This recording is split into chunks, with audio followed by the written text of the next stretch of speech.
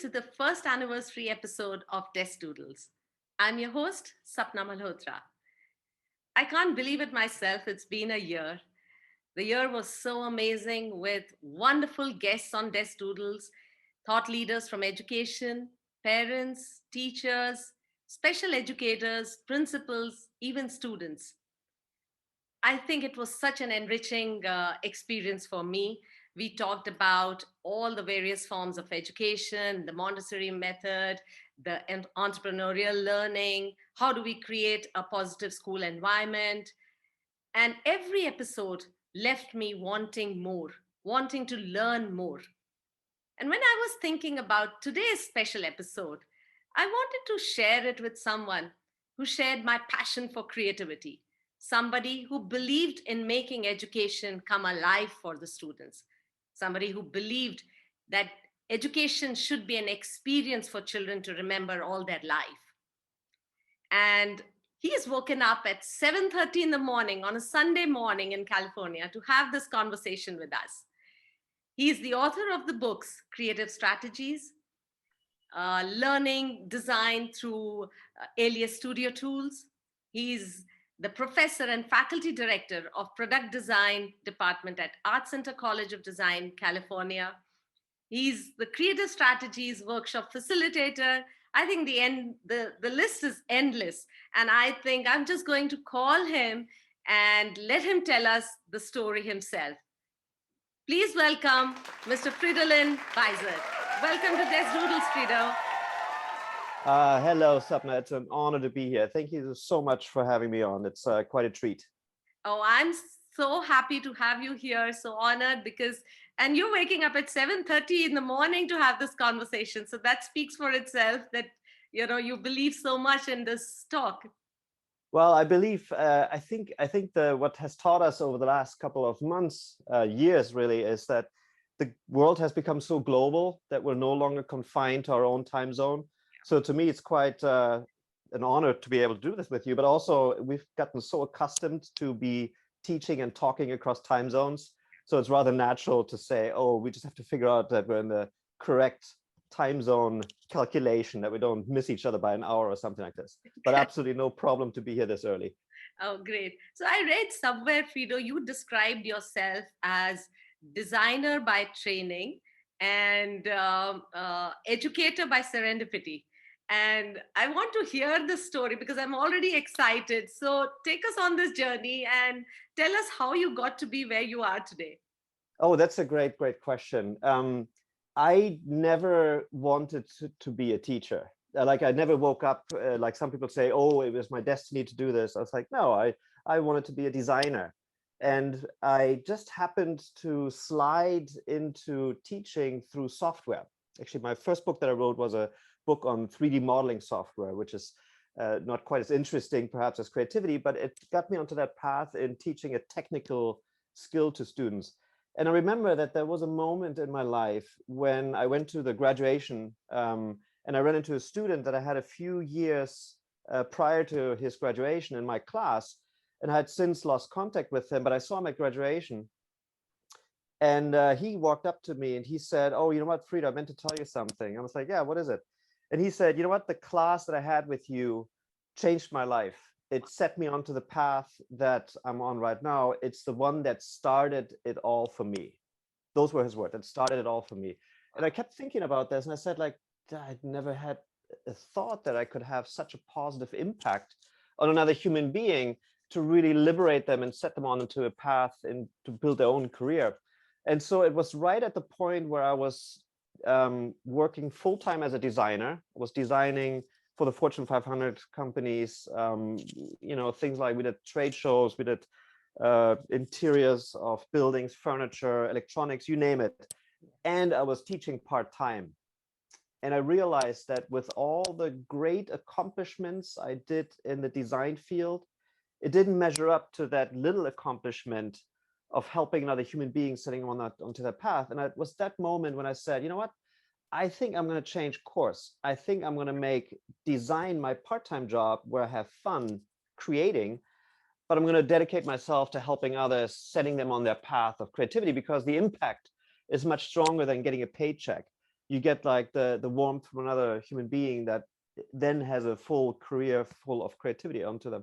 And so I figured like that's what I got to do. And that was the turning tide basically, where I said, okay, I went to the school and said, hey, I'm kind of thinking about not doing this as a part-time job. I was thinking about maybe teaching full-time, and I had a whole speech prepared. And my department chair at the time, he just said, okay, we'll do it. And it was just like, oh, okay. So I guess there was it was meant to be in some way. So that's why I was serendipity that I kind of slid into this, and I've never looked back. It was like one of the best decisions I've made, I think, is dedicating myself to education and educating others and myself along the way, because we're all lifelong learners in that Correct, sense. correct. Wow. I think that's what I was raring to hear this story, because when I read that, it just excited me. And I was like looking forward to hearing how you got to be where you are. And of course, what you said speaks volumes, because I remember my son, he took one of your courses, and he was so enamored with the way you brought the whole education alive for him. And since then, I've been wanting to have this conversation with you, because it's, like we say that it's on some levels, I feel it's very easy to excite when you're teaching little kids, but to excite children when they are in at that age, when they're doing their master's program, and to bring education, so make it so meaningful and exciting for them, is really a tough task. It's not that easy the way you make it sound, but hats off to you. It's I think it's doing wonders there. Yeah, I'm very, very self-critical. So I keep looking at every single time that I teach, I keep looking at what works and what doesn't. But for me, the most profound moment was actually going back to school myself. So I had a moment where I wanted to, as I mentioned, I was teaching a 3D modeling software. Like, it was very technical. It was for automotive designers. So it was a very narrow field.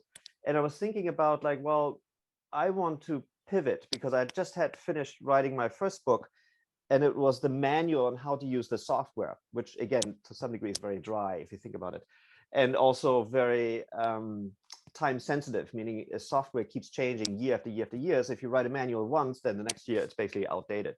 So I try to figure out what can I do and teach that is a little bit more longevity based, that goes across all disciplines, that could touch all human beings in their careers.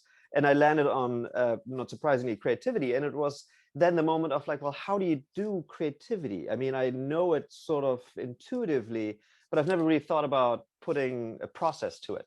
And so the eye-opening moment there was that I actually went back to school myself. So I Wow. was a full-time teacher, and then at night I was taking full-time classes.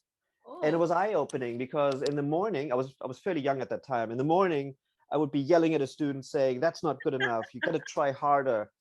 And then in the evening, a teacher would say the same thing to me. And I was like, what, that didn't feel so good, actually. Uh, it's like what I was doing in the morning is what I received in the evening. And I realized that there were a few other teachers I had along the line, along the way, that were teaching, and I really enjoyed the way they were doing it. And I thought, wow, I really want to learn, not to necessarily please the teacher, but because the environment is so engaging. And I just picked up from every single teacher that I had, I picked up little clues and little tricks and little methods, so that I was able to combine them actually into creating my own class, where I said, this is the class that I would like to take myself. And it's an elective class, not one that you have to take, it's one that you want to take. And I think that's the one that your son was in. And that's why I think he also had a really enjoyable time, because I tried to make it fun for everyone involved, so it doesn't become such a drag where you have to learn and memorize things. It's really just about having fun. Yeah. No, I think, but I think through the entire journey, what stands out is that if you just look within, if you just think, take a moment and reflect upon what you really want to do, I think, and explore, because you, every time you stopped and you thought that what do I really enjoy doing, what I want to do, because it's the journey that was important to you. It wasn't where you wanted to be. You were not looking at that point somewhere ahead, long way off, but you were looking at what was going on. The journey is what mattered to you, and that's why I think that's where it got you the happiness and the success that you have. So let me just come to the big question that we are going to address through our talk today, and that is that how can we, discover our creative side. So, but it's a big, huge question. Let's begin with the small one first, the first step. And according to you, what is creativity?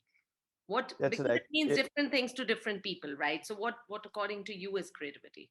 Yeah, that's an excellent question. I pieced it together from some of the definitions that I saw from some of the people that I looked up to, that I studied as I was putting this together. And the definition that I use is to solve problems with new solutions that have value. So there are three parts in this statement. Problems are not necessarily problems as in problematic, like I have a ache in my arm or something like this. Problem is, for in the creative field, just about anything that you're trying to accomplish. So for example, if I need to pick a color for a painting, to me, that's a problem that I need to solve. I need to be creative in how I actually do this. Um, so creativity as a definition, as a process, is problem solving. And coming up with new ideas, I think, is one of the keys, that it is about thinking differently compared to what has been done before.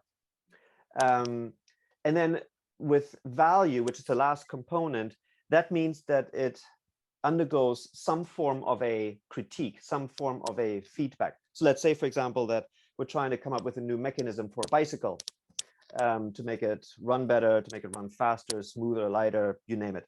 That would be the problem statement. You come up with a new way, and you could technically test it if it works. And that would be the value. Like if you come up with something new and you test it and it works, then it is indeed a creative process. Yeah. What I've realized since then, though, is that there are actually, besides the process, another very, very, very important component to creativity, which is the mindset. And that came about to me while I was teaching, actually, MBA students in Singapore. And I realized that MBA students are incredibly well trained to find the single most valuable solution to a problem. That they are trained on, oftentimes, business cases where they see a problem and they can go in their mind through ways that that problem has been solved in the past. And what I realized in teaching them about creativity is that I need to fundamentally shift them into a different mindset. And it was then when I discovered that I need to actually teach them the childlike mindset, where imagination is driving every single decision-making moment, that they're able to imagine things that haven't been done before. And so that has changed a little bit the way that I teach creativity, where it's much more about allowing the students to go back to the point where they have the childlike, not childish, childlike mindset, where they're able to come up with ideas without being judged, without being fearful that maybe it's wrong or someone's going to laugh at me, but they're just able to say, hey, here's something new, and they then go out and try it. So that's maybe one of the biggest components, in addition to problem solving, that I see as necessary as a mindset. No, that's so right, because I myself feel that I think creativity is just unique like your DNA, and it's very innate, a quality to each one, and it manifests in so many different ways. Like you said, it could just be like, for somebody it could be a painting, for somebody it could be a dish that somebody has created, or it could be the garden that somebody has created in their own house, and it could manifest in so many different ways. But I think the beginning of it all is that, we grow up and we say, oh, that one is so creative, I'm not as creative. As adults we start feeling like that. But when we're born, I think all kids are born creative. Every child is Absolutely. creative. And I think no wonder Picasso said that every child is an artist. It's difficult to keep that artist alive when you are grown up. And I think one of the reasons is that as children we just think so divergent, we just think in a very expansive way, and our imagination just flows. But as we grow, I think we just start focusing on the goal, and we just get so reductive in our thinking that we somewhere, I think, we lose being as creative as we are when we are kids. So I think which is like I also say during my workshops when I do with my teachers, and I keep telling them that, just keep that child alive in you, because I think the child is the most creative part of us, and we just lock that child and just shove him somewhere back, and then we never kind of let that child come out. And whether we are creating something, it's so important for that child, like, enthusiasm, that curiosity. And I think the thought of exploring and experimenting, it all comes with being childlike. I feel it's so important.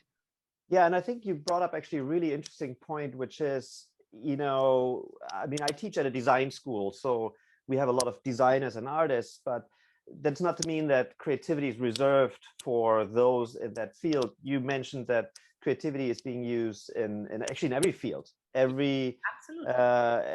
Every mom needs to be super creative about raising their children. Every person that's working in the field can be creative, working in different industries. It's not reserved for a special group of people. It is a part of the fabric of life, is creativity and how we run it. And as such, when people say, "Oh, I'm not creative," yeah, it doesn't mean that they are not creative. It just means they need to get touch in there with their inner child again. And I tell people, well, you've been a child once, right? And Yeah. they're like, yeah, sure. It's like, well, then you are creative. You just need to get in touch with that part of you. And Yeah. as soon as you allow yourself to do it, it's really about allowing. Yeah. Usually they blossom in many ways, right? Because oftentimes it's the pressure that we have put upon ourselves that makes us think, oh, I cannot do that, or this will look weird if I do it. And it's like, no, it just use imagination to free up is what liberates creativity within ourselves. Absolutely, so on the dot. Because during my sessions also with teachers, I do a lot of hands-on activities, and I tell them that I'm going to treat you like kids in a class, okay, and you have to just go with the flow. And when I show them the videos, when I show them after the session, and they're running around and they're screaming with excitement, and I said, just look at yourself, and you thought that you couldn't do it at this age, because we put barriers around ourselves. We just put these blocks that, because we are 25 or we are 30 and we are 40, we need to behave in a particular manner, we need to walk in a particular manner. And that kind of blocks our creativity in so many ways. So I think this is a perfect segue to move into the next question, Frido. Tell me, can we increase our creativity? I like to call it also creative quotient. So can we increase our creative quotient, and how can we do that? Yeah, of course, I would say, of course, yes, hands down, yes. We can Yes. always increase our creativity. I think it's about allowing ourselves to be more creative. So if we think about maybe first of all, can we be more creative? First step I would say is like, what stops us from being more creative? And I think in many ways it's the fear of failure. It's the fear of I'm spending too much time on this, or it's going to get misjudged, or it's not going to work, or I don't have the resources. One way or another, that's usually an inhibitor, the greatest inhibitor. And oftentimes it's pressure that we build upon ourselves in our own mind, but sometimes it comes from the outside, where it's like, oh, I don't know what my spouse is going to think of this, or what my parents are going to think of this, what my boss is going to think of this, any of those kind of things. And so one of the ways that I've started to look at this is failure is only if you make something an end. Yeah. So if you say, well, I'm going to go from A to B, if I don't reach B, then maybe that's a failure. But the way I think about the creative process, you were talking earlier about the journey is the destination. I think of this as a process where it is all about taking steps. And I compare this to crossing a river, where if we take one step at a time, there's a stone that we have to get to. Usually we need to get to that stone to see the next one, because from the shore, we cannot see how we get to the other side. And I think a lot of times people, when they say, oh, I cannot be creative enough, they try to see how they get to the other side of the shore in one step, where it's really about taking small steps along the way and pivoting. That's one of my favorite ways to think about this, that we thought we're going to go this way, but we're going to pivot along the way. So in other words, to allow us to be more creative really is allowing us to take more of these steps, one step at a time, and then to start pivoting left and right and trying another way. If this one didn't work, then it yields yet another solution that we can take forward. And that's been, for me, the greatest driver to almost unlimited creativity, because I don't see ever really necessarily a destination, like a stopping point. if the first thing didn't work, I just try another one, try another one, try another one. And I always take baby steps with everything that I do. That's, I think, the other thing. I have sometimes students that have an idea and they want to get the idea done, and they're spending most of their time trying to imagine how to get that idea done. And they usually don't, because the energy, they don't have enough capacity to imagine this new amazing thing that they're trying to do. And I see the other type of student that if I tell them, hey, just take one little test, make a little prototype, make a little test to get there, it usually sets them off into motion to eventually get somewhere, wherever that may be. So the key to me in terms of increasing creativity is to starting more things, whether it is about, you mentioned cooks earlier, whether it's about cooking, recipes, ingredients, whether it's about gardening, whether it's about lifestyle choices or things you do at work. Starting more little attempts will ultimately create more pathways to explore. And it's allowing yourself to do that that opens up the doors to creativity. Absolutely. And I think what you said is so right that, uh, taking, whether you make a mistake or you falter or you fail, I think that is the point which opens so many doors and windows to new thinking. Because when that block comes, is when you start thinking, okay, maybe I need to look for another. And that's how you need to think, because you need to find a different path. You need to pivot, like you said. So I think that is so important as a step towards being creative. And you have your second book, Creative Strategies, talks about, I think, 10 processes how we can get more creative. So, it's very interesting that one of, if you could share some of those steps. Like, I read that seeking inspiration is again one of those things that you talk about, as one of the processes to be more creative. Yeah, so the book came about. Let me briefly talk about the background of the book. I just happen to have a copy here because I was just teaching last week with this. Um, the book, when I wrote the book, first of all, I'm not really an author, even though I wrote the book, but I realized that it's not really my strength. So it was a little bit like imagining, like, well, how do you write a book about creativity when all the books about creativity already exist? And I realized that there's so many case studies, I'm going to use that word again, about how companies have been creative or particular individuals have been amazingly creative. And I figured that the best way to go about writing the book is actually to draw from my own experience, because that's kind of how I think it's also how it's different from other people, and hopefully that would also inspire others to see, oh, here's how you can not accomplish things, but how you can think about things differently. And one of them, when you talked about inspiration, I call this approach investing on inspiration. Investment, because I think it actually takes quite a bit of time, effort, and resources to get inspired. And I see this all the time. What I mean by that is, if I tell students, hey, let's come up with a new design for, let's say, a bicycle, because you brought that up earlier. What students will do is they will all go onto the internet and they will go onto the first page of their search results. So you have 30 students coming up with the exact same inspiration, quote unquote inspiration, of uh, material that they want to work with, which then inevitably is not new. It's all the same. And so what I found very early on, together with my wife, actually, we were taking a trip and we realized that by going outside of your four walls, out of your studio, out of what you're familiar with, going out into the unknown will inevitably inspire us and bring back new things that we don't even know yet to as a source material to our creative process, as the fuel for creativity. That's how we see inspiration. And so investing on inspiration is a process of for us, it's physically leaving our design studio to experience new things, talk to people, learn more about the world that we otherwise would not get, because we look at inspiration as a creative fuel and it drives everything. And so what that results in our lifestyle is that we spend quite a bit of time not creating, but soaking up, inspiring, being inspired. And it's most often by what other people are doing in other fields than ours and in other locations from ours. That's the inspirational investment kind of strategy. Correct. And this is what by the outside, like getting inspired by something that you see, something that you hear. It could be a sound, it could just be a logo somewhere, it could. I think it's just about keeping an open mind when you're looking at things.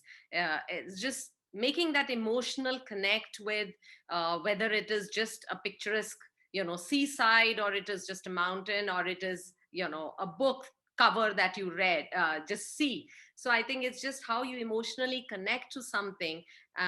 Once you start thinking like that, I think that's where that inspiration and that trigger to your creativity happens. And it may not, like in your book as well, I think you talk about not just the outside, it's a lot to do within, like when you say digging deeper. And tell us a little bit about that. Digging deeper is the very, very first strategy. It's actually, if I translate it, it's really about curiosity. It's about really being mindful about our current presence right now, right here, and being able to not just let that moment pass, but go in deep and discover things that are, as you said, within or within our parameters. So where this came from was at a very young age. I realized that I always need to ask more questions about how things work, how the world works.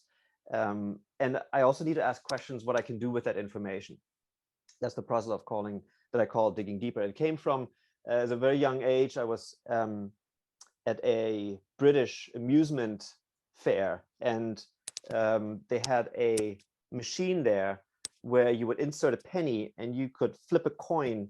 I'm sorry, flip a ball into this machine, and you could win or lose. And I was so fascinated by this machine that I asked them to open up the inside to see what's inside. Inside was almost nothing. It was because the goal of the machine was to lose, basically, not to win. Um, and so I asked my parents, can I have one of these machines? Because I like it so much. I was a very young child. I was like, I want this. Can I have it? They said no. And then I said, okay, well, if I cannot have one, maybe I need to make one. And it was that moment when I started to say, like, well, how am I going to make it? I have no skills. And then I asked my father, like, what tools do we have? And he had like a little power drill and a jigsaw, I think. And I started, I remember this vividly, I started with just cutting a piece of wood and putting a couple nails inside, and then somewhere finding a steel ball and letting the ball drop and trying it out to see how it works. And of course it didn't work. But then as I was mentioning with the stepping stones, then I said, okay, well, how can I do it differently? And so I think that took like 2 years or something until I finished this strange machine that I built. But it was digging deeper. It was not letting go at the first sort of disappointment. It was a level of curiosity, like, what else can I do with it? And it's been always been the driving force for myself and my wife in how we go about life. So for example, when I talk about inspirational investment, I usually tell my students you have to go out into the world and experience different places, different people. Or with the pandemic, obviously, that we've all been in, it's been all about not seeing other people, not seeing the rest of the world. So, and for us, it's been a really interesting process of saying, like, okay, where can we go where there are no people? Like, where can we get inspired where not everybody else is? And once again, it just becomes not a dead end, like, oh, we can't do it. It's like, no, we just have to be really creative in seeking those places to get inspired where we do not come in contact with others. So that's been a really wonderful journey as well, and just trying to rethinking and reimagining how you can still pursue those things to fuel ourselves without going the traditional route, just changing it, making things differently. Absolutely. Now, you were talking about yourself as a kid right now, and there was so much of fun memory to it, and that's why I want to take you to the next question from here, which I really strongly feel about it, and I want to ask you: do you think that our schools need to prioritize creative thinking? Do you think that they need to stress more on letting children, explore and experiment and step out of their classrooms? Because I feel teaching can happen everywhere, anywhere. It doesn't need to be within these four walls. And I think um, students need to step out. So do you think that schools need to prioritize that? Yes, I do. I mean, I have two children myself. They just turned 11 and 8. And I see so much about their development and what they're picking up from the world, that the world around them, the world around us, is the classroom. It shouldn't be confined, first of all, to just here is 1 hour of algebra or something like this. Algebra should be happening throughout the whole day, the week, the month, the year, because it is a part of what I think we need to learn when it comes to a particular skill. But I think that the creative skill is the single most critical capacity that we as human beings need to champion, master, and exercise on a daily basis, because there are so many incredible challenges that we as individuals and as a society have that need to be tackled, that require new approaches, where the old approaches have not worked or have gotten us into situations that will be outdated eventually. So for someone to graduate and to have the capacity to be creative and to practice that, like I said, I think it's the most important thing to have, because it will be able to adapt to all situations of life. If you are capable of creative thinking, if you've been practicing it, you can do anything you want with your life. You can go into practicing how to cook. You can go into business. You can go run a family creatively. It doesn't really matter, but I think it applies to just about everything, much more than things that you can look up online. There's so much information. There's such a wealth of resources available that I think memorizing dates, memorizing certain things is not as critical as being able to imagine what doesn't exist yet. Yeah. And I think so true that, as children, when in schools, we are most of the time encouraged to use only one side of our brain. And there is very limited time that is given for us to use the right side of our brain. And then we expect, when we are all grown up, to be creative, right? When we are at a job of any kind, we are asked to be more, get a more creative solution to it. Come on, think better, think something different. When all our life we have grown up, when we've been asked to fit into one mold, right? It's been designed in such a way, the education system, that everybody is asked to fit in rather than stand out. Whereas the rest of the life, we're being asked to stand out, don't do what is the regular.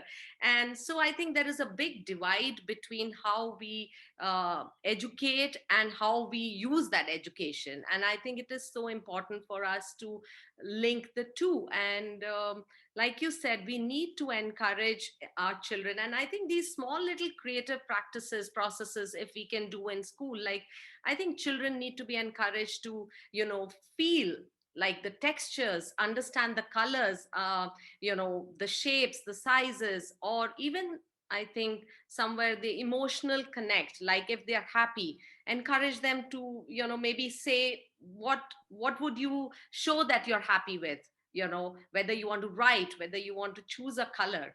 I mean, those kind of processes, do you think that, how can we encourage them to be more creative? With children Yeah. in their process, so we've read a book um, from a woman who was proposing to have a creativity set up at home for us. I think it was called a Tinker Room or Tinker Station or something to that degree. What it translated to us is we created for ourselves what we call a creative garage, or now it's more a creative studio, which is we have a few base materials available. They include things for sculpting and making. They include a couple things for cutting and sawing, and they include other materials. And what our children do, which is quite fascinating, is that we give them creative time where they get to work on whichever passion project they want to work on at the time. And it changes over the months and years, whatever they're into at that moment. But they know that they have a place to physically go to where they're allowed to do whatever they want, where there are no restrictions. Oh, you can't do that. Oh, that is dangerous. Or any of those things that we as parents kind of do to subdue them. And I just had one of my children, the Creative Garage is right behind me here, pick up some materials, taking it out into the main area of our place here. And she's going to start and tinker and make and create. And so we've built it into the schedule that we have, where we don't keep them busy 24/7, because that creates routine. Routine is repetitive. Repetitiveness is not creative, it's the opposite. But for them, they know that they have a very dedicated creative time where they can make whatever they want. Right now, they're making dragons, which is what's happening right now. But so I think the point is that allowing for space, physical space, but also the time space in the time of the day to be creative is very, very critical. And also for it to be non-prescribed. Yeah. Where if we say, hey, let's go and make you fill in the blank, then the outcome's already determined by that. Yeah. But if we sometimes we just take a lump of clay and put the clay on the table and don't even say anything, the kid will inevitably pick up the clay and start making something. And when we then say, hey, what are you making?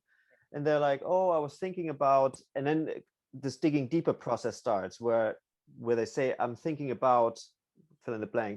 We then say like, well, how might we do this? And then it triggers this cascades of questions on how we kind of go about it. And those are the moments that the children remember. I can give you a tiny mini story where this came to life. It just popped into my mind. A few years ago, we took a little family trip to Hawaii. And on the property, we had a palm tree, and the palm tree had coconuts.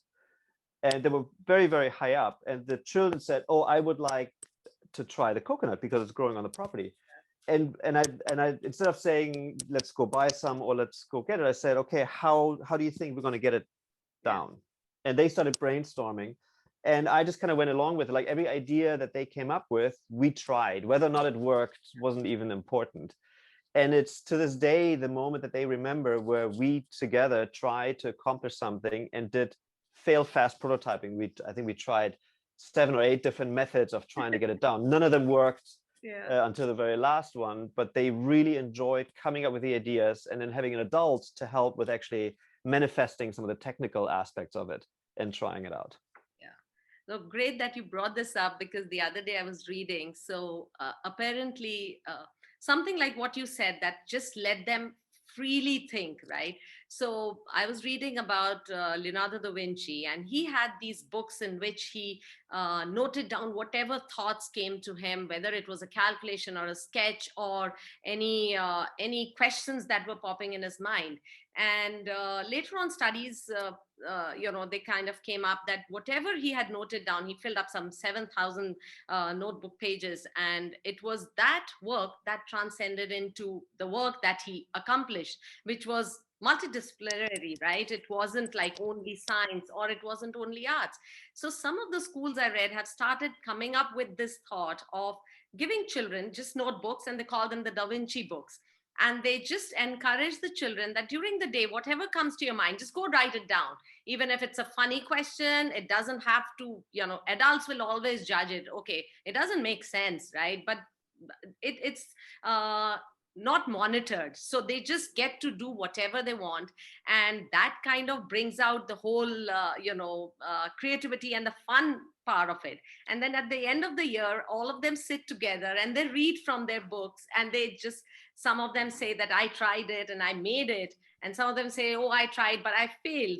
And I think it just is the whole process, that it's not about whether you achieved it or you failed at it. It's about the whole journey, that the thought process development of that creative thinking in children, which is what you were also talking about, right?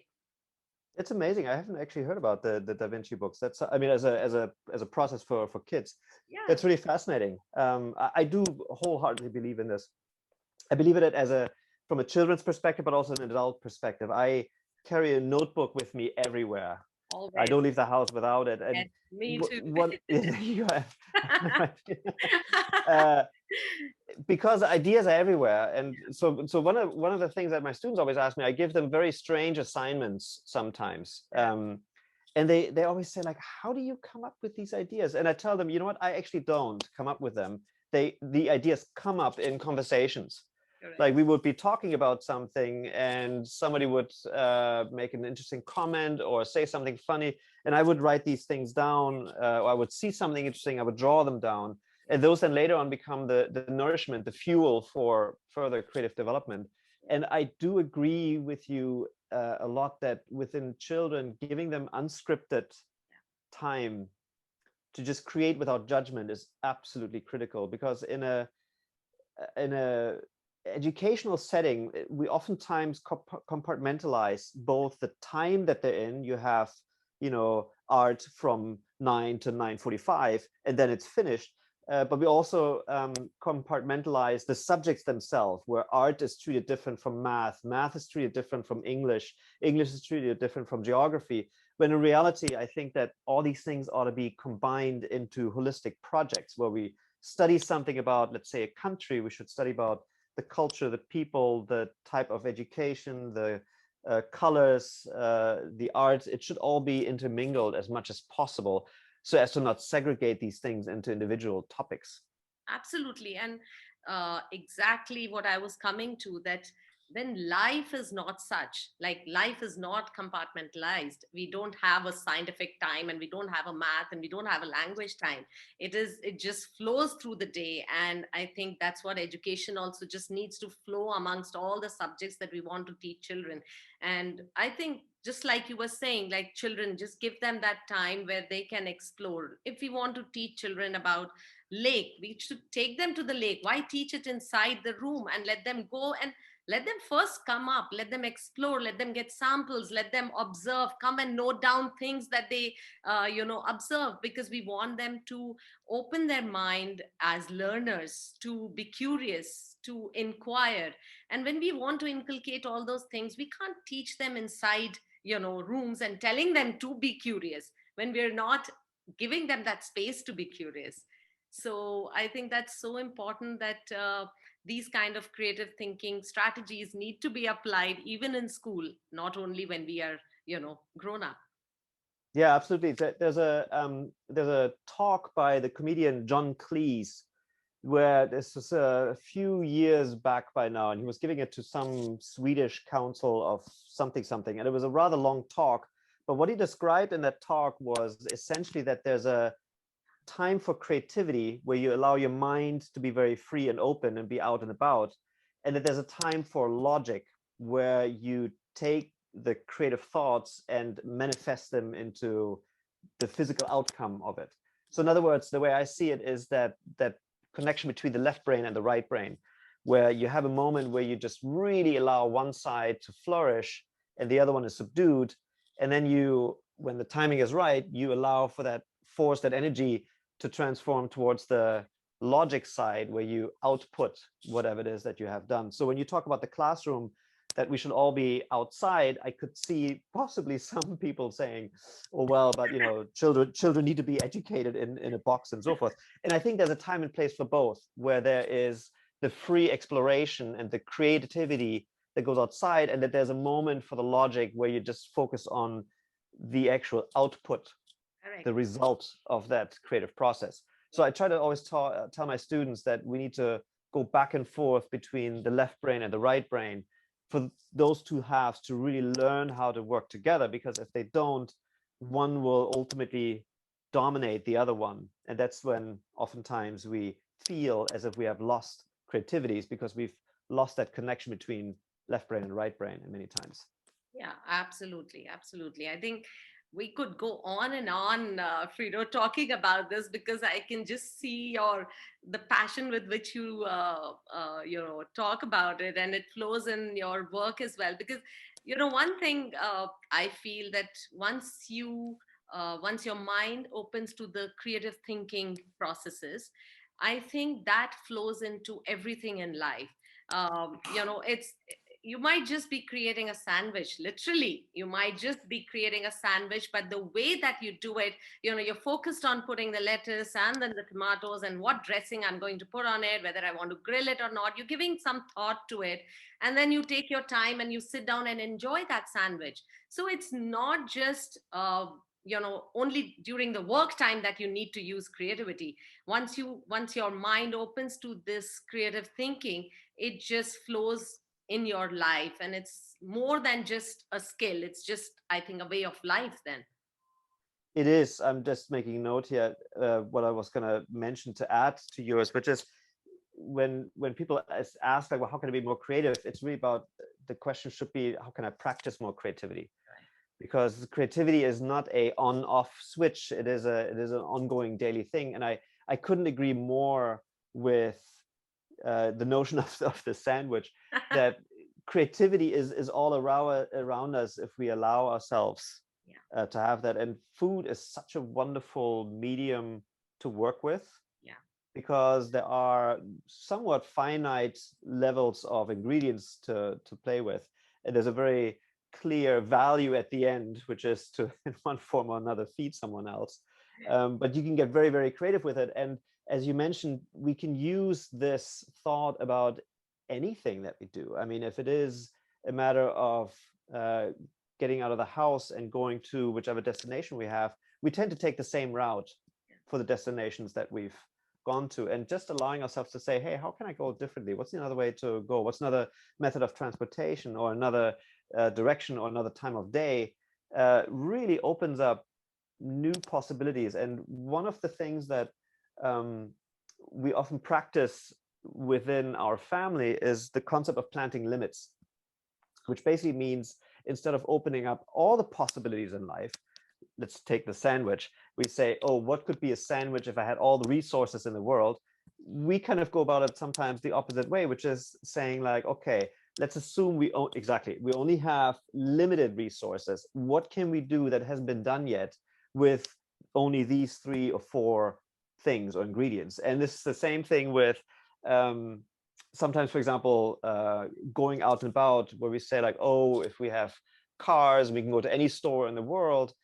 These are the things that we can do. But no, sometimes you say, like, okay, what can I get done if I only go to one location and I only work with what that location has to offer, which is planting some limits, and I'm going to do it within this limited amount of time. What can I accomplish?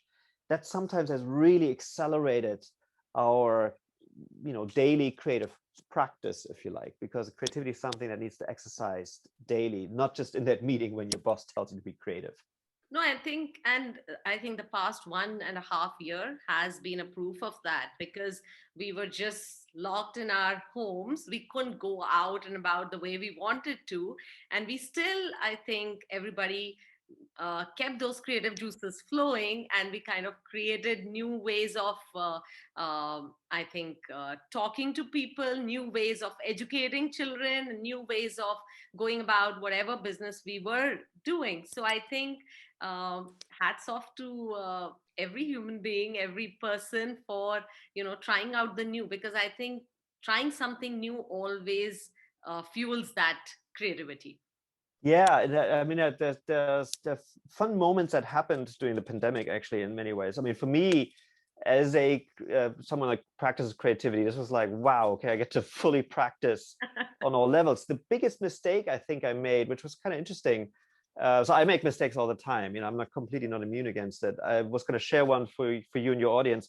When we first went from physical teaching to online teaching, the biggest mistake I've done, if we can call it that, was that I tried to run the online class the same way that I did the physical class, quickly realizing that it just doesn't work whatsoever. And then spinning heads and saying, okay, it's not working, it's not working, it's not working. How can I do it differently given the limited resources that I have?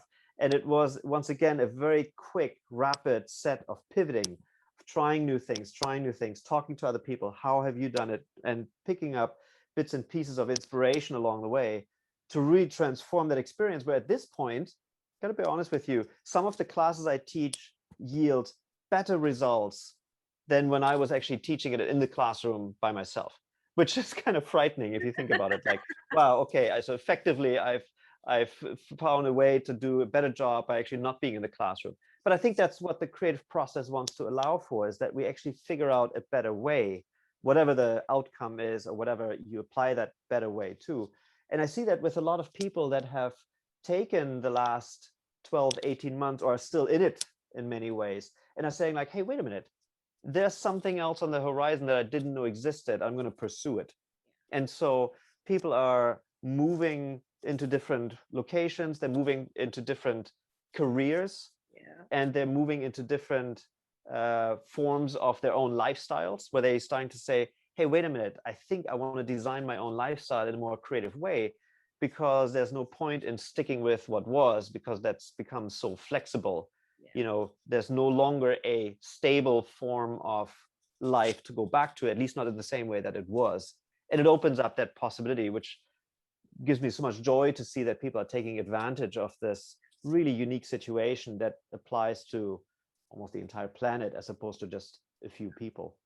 No, you're looking at one, Fredo, because when the pandemic hit, I was just doing the workshops on the ground. I was having so much fun with interacting with teachers and the kids.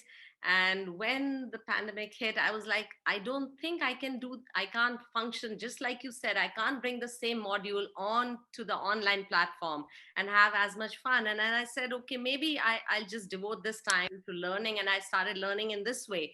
I've been, connecting with people and thought leaders. I mean, having these conversations, which I never thought could happen, but for this virtual platform. I mean, it has been so much fun trying to understand what education means to people in so many different spheres of life wherever they are. So I think it's been amazing, and it would never have happened but for this the pandemic. So I think we just need to continue being learners and just taking the new in the stride and moving on. I think the continuing to be learners, I think, is a really big message for, I think, all of us, that yeah, when I went through my first education, they told me, like, well, we want to create lifelong learners.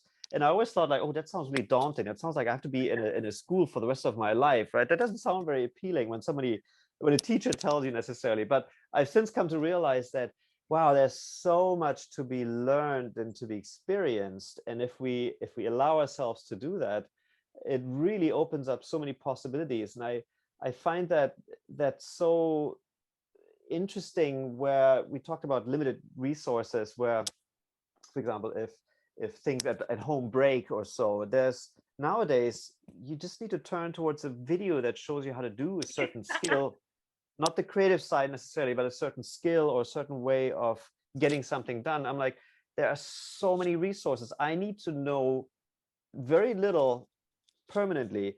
I just need to be very good at being creative and how to access different forms of information, and that allows me to do anything. So if I do want to learn how to cook something or how to make something, I can look those things up, and once I understand the technical side of it, I can then use my creativity to evolve it further. And I think that does create lifelong learning. And so I'm always seeking for new ways of enriching my own life and that of my family, so that we don't become stagnant, right? That if there's an evolution happening on a constant, slow trickling way. Absolutely. And that's I think the wonderful message that I want to take from here. And but before we go, Frido, I want you to give our viewers, our listeners, what is that one thing, the most important step in the journey, how you can discover your creative self, the most important one, the first. It's putting me on the spot here. I see. It's so challenging to put it down to one. I would say that I tell you, maybe start with what the challenge is that I see. Right. The challenge I oftentimes see with working with students is them discovering what their passion truly is. I think it is sometimes challenging for some to feel they want to exercise creativity, because they might not know yet exactly what it is that they want to get creative with in their daily life. So I can sometimes see the discovery of passion as a quite interesting obstacle for some. And I'm talking about oftentimes dealing with students in their 20s, somewhere around there, where they're like, yeah, I'm studying a certain major, which is already a mistake, right? If you study a major, let's say you study math, that means that you only deal with math, but not with, let's say, English or something, right? So I think that's challenge number one, is to, again, to compartmentalize these things. But I also see this with others that I work with, where I do coaching, that are in a middle stage of their life, where they said, I've worked for a number of years in a certain industry, and I just don't quite think that that is it. And so what shall I do? And it's this empty void that people are describing. And to me, I find the best way to figure out what I like myself is to, first of all, talk to others and ask them about their opinion. But then second-handedly is to try things out on a very rapid pace myself. I tell people that I give everything a try at least once, but I stop as quickly as I can if I don't feel the connection to it. So I think in the process of being creative or exercising creativity, it's critical to start more things and then lay away those that you don't like. Like if you read a book and you don't like the first couple pages, put it away, go to the next one until you find the one that captures you.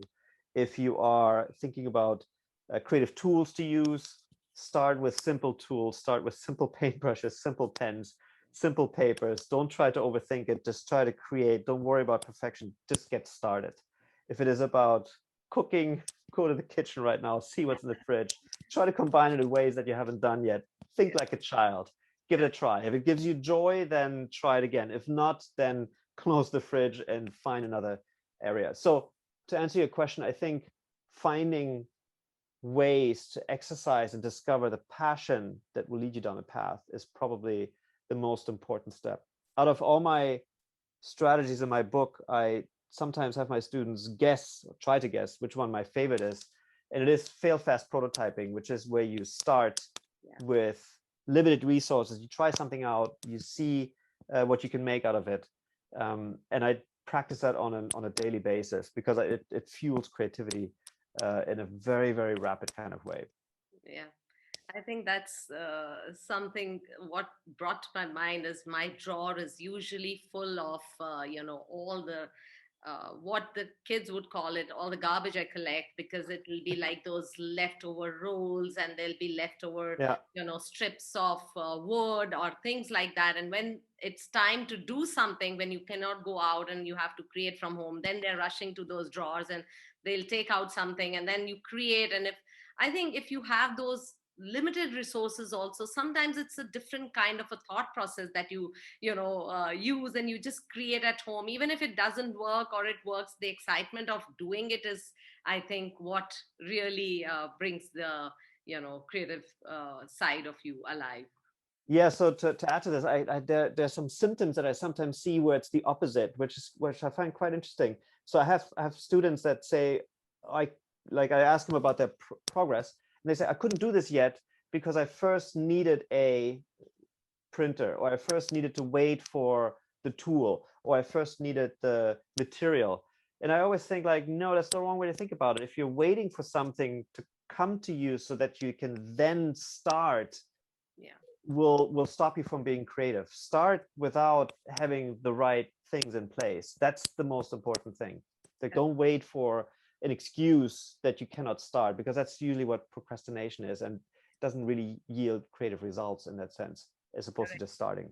So we'll go ahead with keeping that child alive in us, Frido, and keeping that childlike curiosity and the enthusiasm, the excitement to do it. And I'm sure we're all going to come out more creative after today's talk.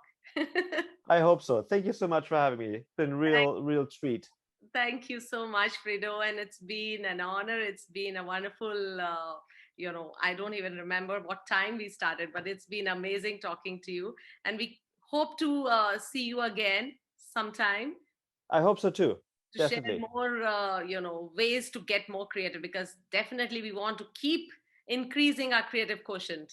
Yeah, and sort of as a final word, what I've been practicing, which has been really wonderful, is how to apply creativity on the human lifestyle, the lifestyle that one wants to lead. And I think that's where it gets really interesting. So more on that next time, and how to design creative lifestyles. Oh, already getting ready for that.